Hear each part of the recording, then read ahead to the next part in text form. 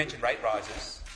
You can't do anything to stop a rate rise. Are you trying to politicise the RBA, suggesting that they're acting because of what the Scott No, on the Morrison contrary. No, the point that I'm making, the point that Anthony was making, the point that I made yesterday, the point that Christina made yesterday, is the first thing is you need to acknowledge the serious cost of living pressure on Australians right now.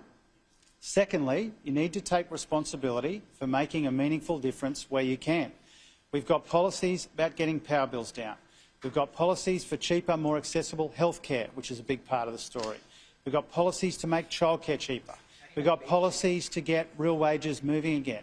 And when families sit around the kitchen table and work out how they're going to deal with Scott Morrison's cost of living crisis, all of those things matter. All of those things matter, right? And if you speak to as many families as we all do in the course of our work, you would know, and we know, that families don't consider their budget, just in little parts. They consider it in its totality.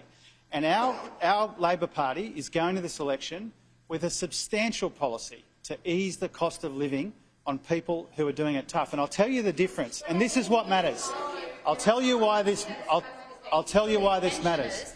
The difference between us, the difference between Anthony and Scott Morrison. Scott Morrison takes credit when things are going well in the economy. He takes none of the responsibility when times are tough. He wants to pretend now that he has absolutely nothing to do with this cost of living crisis. We have a different view.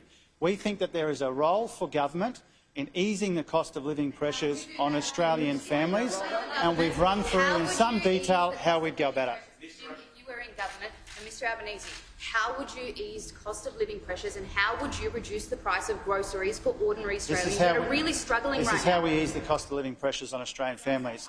We make their childcare cheaper. We make their power bills cheaper. We make their health care cheaper and more accessible, and we get their real wages moving again.